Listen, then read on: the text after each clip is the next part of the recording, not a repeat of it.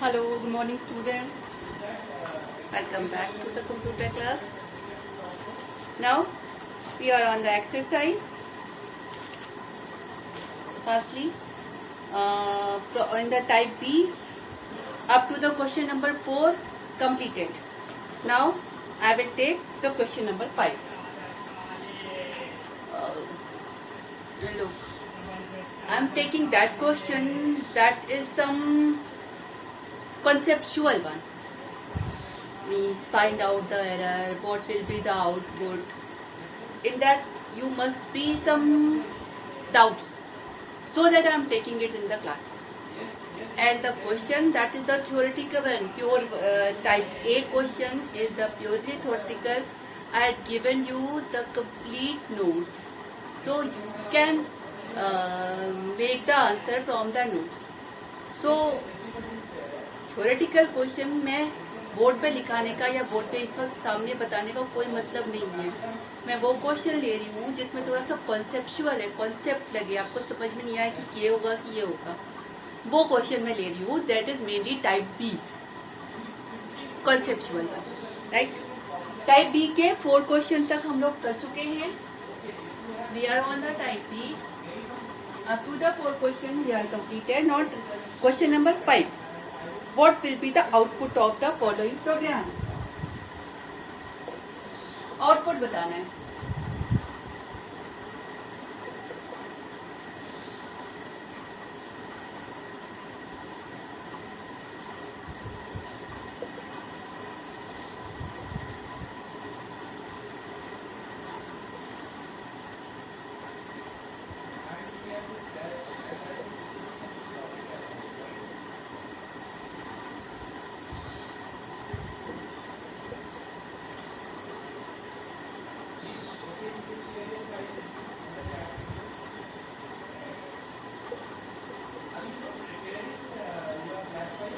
Now what will be the output of this program? First, आपका programme हमेशा line number 1 से start होता है. First, num is equal to 1 means a global variable called num is declared here. Global variable क्यों? क्योंकि ये सारे function के बाहर डिक्लेयर है इन द मेन एरिया. ठीक है. What is the main area? The line which has no indent and which is no comment and no function definition, that lines are called the main area. तो ये line, इसमें कोई indent भी नहीं है, कोई ये कमेंट भी नहीं है और कोई फंक्शन डेफिनेशन भी नहीं है, तो ये मेन एरिया है. और इस मेन एरिया में आपने कोई फंक्शन डिक्लेयर किया तो वो ग्लोबल वेरिएबल कहलाता है. Outside of each function if a variable is declared that is the global. तो एक global variable num is equal to 1 declare हुआ. उसके बाद अगली लाइन में आया फंक्शन. फंक्शन की हेडिंग इंटरप्रेटर ने अपने पास रख ली पर इनर ब्लॉक को एग्जीक्यूट नहीं किया, यानी इस लाइन के बाद यहाँ पे आएगा print num. Num is the global. It is just like that. Num declare है और वैल्यू 1 है. ये लाइन में आया. अभी तो आप ग्लोबल वाले एरिया में ही हो. नम प्रिंट करेंगे 1 प्रिंट होगा. उसके बाद माई फंक्शन को कॉल किया, कंट्रोल सीधा यहाँ पे पहुंचा, रिटर्न नम. नम इसको भी एक्सेसिबल होगा. ये अब इस वाले एरिया में काम हो रहा है और इस वाले एरिया में नम नाम का कोई अलग से वेरिएबल डिक्लेयर नहीं है, तो अगर नम का जिक्र होगा तो ये ग्लोबल वाले को ही एक्सेस करेगा, यानी it returning 1. It is printing 1. Again print 1. Now print num. कोई चेंज नहीं हुआ है नम में. फिर से print 1. This is the output. 1 1 1 is the output of this code.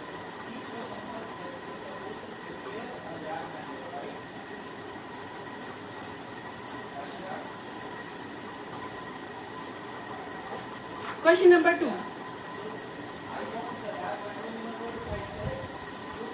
Num is equal to 1. Def my function num is equal to 10.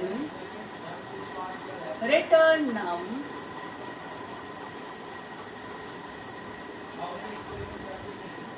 Print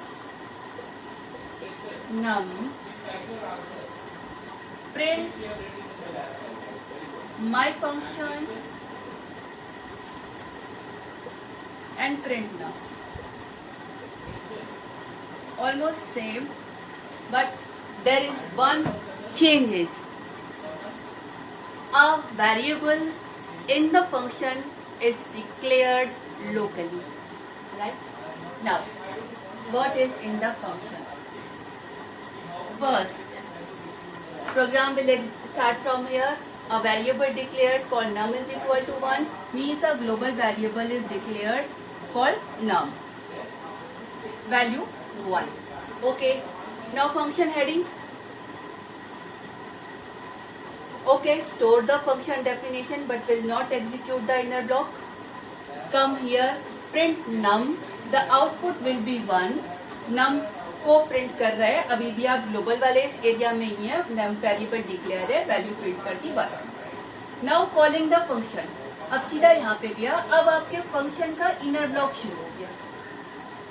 num is equal to 10. यहाँ पर क्या हो रहा है? यहाँ पर सेम नाम का दूसरा फंक्शन, दूसरा वेरिएबल डिक्लेयर हो रहा है जिसकी वैल्यू 10. राइट? रिटर्निंग नम. अब ये जो नम रिटर्न कर रहा है ये कौन सा वाला?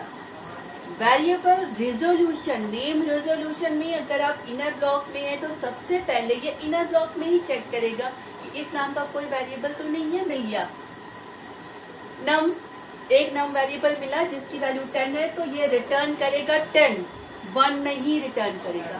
क्यों? क्योंकि ये नम की वैल्यू पहले इनर ब्लॉक में ढूंढेगा, नहीं मिलेगा तो आउटर में ढूंढेगा. यहाँ पे मिल गया तो ये रिटर्न कर रहा है 10. 10 रिटर्न किया, 10 का प्रिंट करेंगे तो it will print 10. Now again printing num. अब फंक्शन से कंप्लीट हो चुके हैं तो ये ब्लॉक अब खत्म. अब फिर से नम का जिक्र हो रहा है. आप ग्लोबल एरिया में है तो अब आप एक्सेस करेंगे तो वैल्यू आपको 1. Right? Now same thing. Now in the third one there is one change. यहाँ पर आपको फिर से बता दें कि if two variables are declared, one in the global area, one in the local area. If you are accessing from the local area, it will access first the local value. First it will search the local area, then it will search the global area. Now fifth का third. ठीक है? अब third में क्या है कि जैसे हम चाहते हैं कि हम इनर ब्लॉक में आए और कोई भी अगर बाहर कोई वेरिएबल डिक्लेयर है तो कोई सेम नाम का दूसरा वेरिएबल डिक्लेयर नहीं होने पाए. ठीक है? थर्ड ब्लॉक में आपका यही किया गया है. This one only one change here. A variable a line called global now. Only one line is increases. ठीक है? Now, what the come here? But first, the program will start from this line. Num is equal to 1. Okay? यानी in the global area, a variable name num is declared and the value is 1. Function definition. Python interpreter stores the information about the function that will not get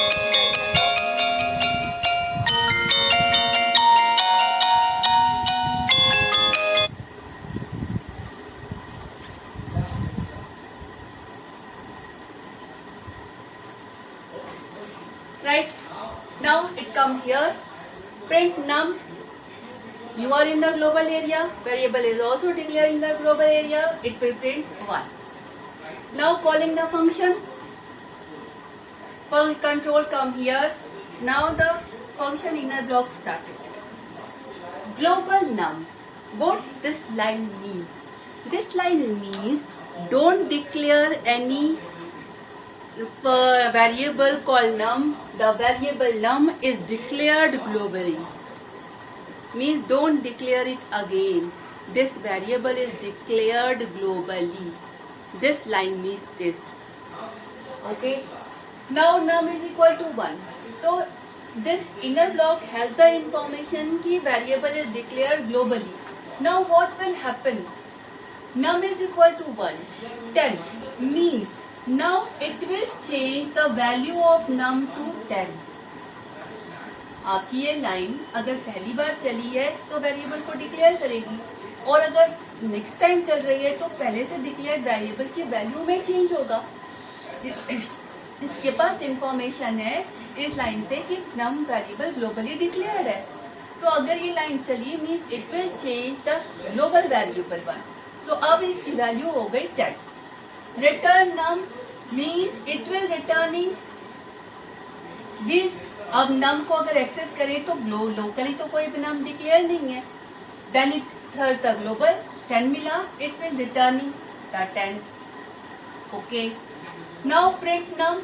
अब आप global area में हो, global area में नम नाम का एक variable declare है जिसकी value 10। Now it will print 10। This will be the output of this code, right. Main चीज क्या थी? मेन चीज ये थी कि आपका अगर सेम नाम का, पहले कोड में क्या था, सेम नाम का वेरिएबल डिक्लेयर नहीं किया तो वो ग्लोबल वाले को एक्सेस कर रहा था। दूसरे में क्या था, ग्लोबल नाम का जो डिक्लेयर है उसी नाम का एक्सेस किया तो ये लोकल वाले को एक्सेस कर रहा था। तीसरे वाले कोड में क्या है कि हमने पहले से बता दिया कि हम ग्लोबल वाले को ही एक्सेस करेंगे, तो इसने कोई भी लोकल वाला क्रिएट नहीं किया। जब क्रिएट नहीं किया तो फिर वो एक्सेस जब आप करोगे तो ग्लोबल वाला ही एक्सेस होगा।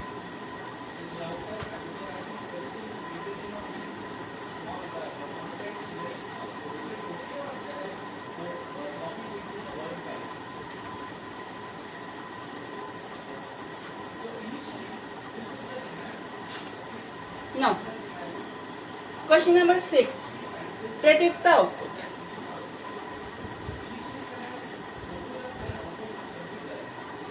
A equal to 10, Y is equal to 5. F my function. Y is equal to A equal to 2, print Y equal to comma Y, comma A equal to comma A. Print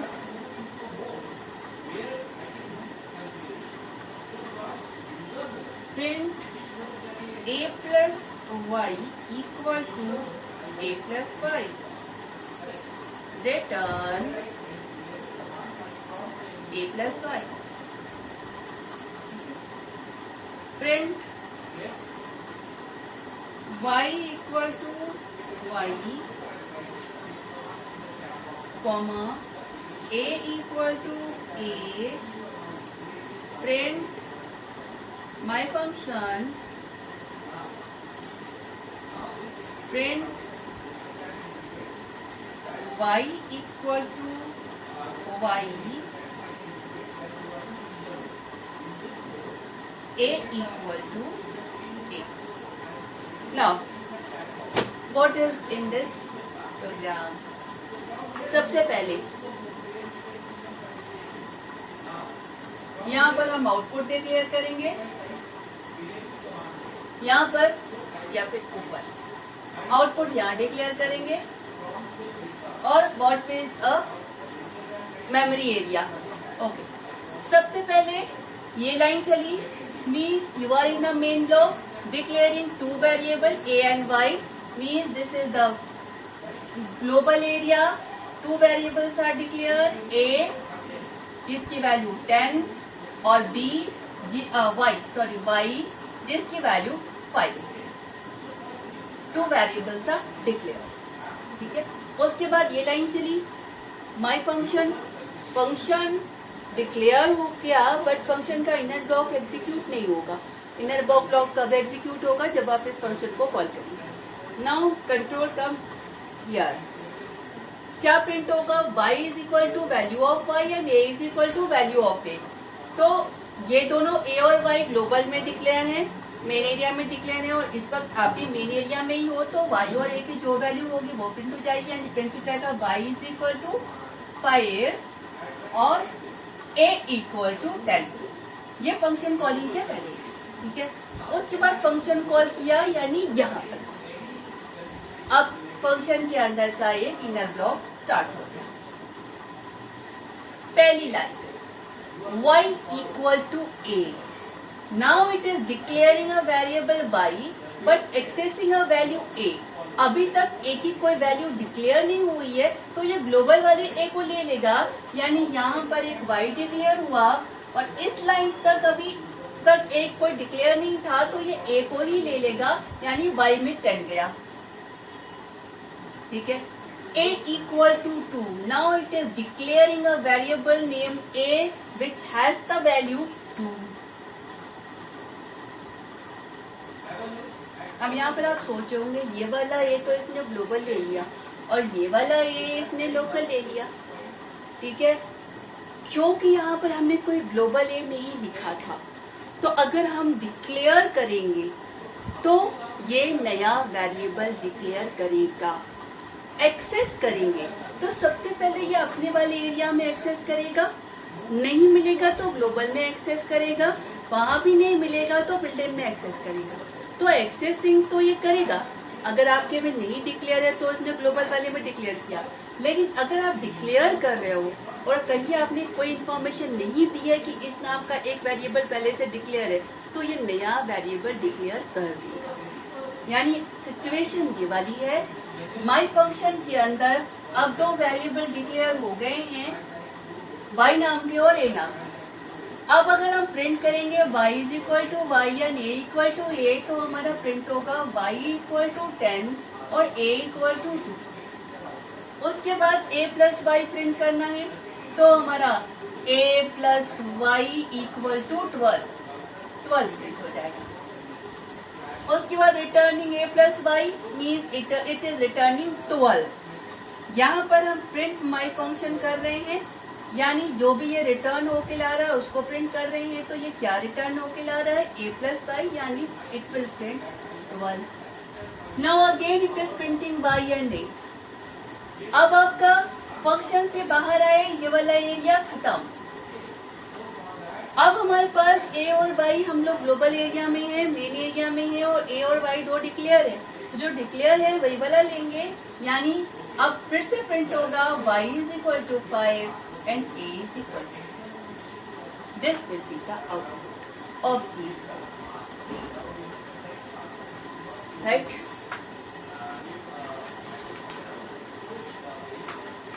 Now, question number 7. What is wrong with the following function definition?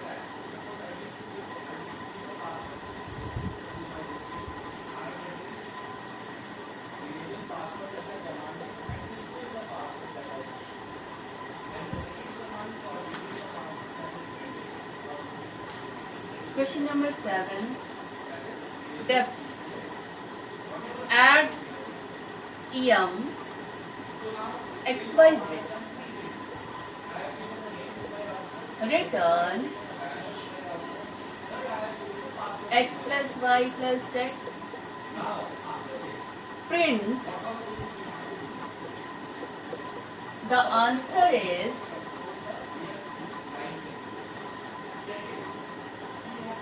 x plus y plus z. अब पूछ रहा है इसमें गलत क्या है. Now देखिए, इसमें सबसे बड़ी गलती ये है कि जो main the answer is line है वो रिटर्न वाली लाइन के बाद है, और फंक्शन के अंदर जैसे रिटर्न वाला स्टेटमेंट एग्जीक्यूट होता है, फंक्शन तुरंत कंट्रोल जहां पर फंक्शन कॉल किया वहां पहुंच जाता है. यानी ये वाली लाइन आपकी कभी भी एग्जीक्यूट नहीं होगी, क्योंकि ये रिटर्न स्टेटमेंट के बाद लिखा हुआ है, और रिटर्न के बाद आप कुछ भी लिखते हैं वो एग्जीक्यूट नहीं होगा. तो this is the error, not the error. It won't give the error, but this line will not execute. This is the main problem in this function. ठीक है, ओके. Sufficient one. मेरे ख्याल एक क्लास और लगेगी और आपका पूरा हो जाएगा. Okay, thank you.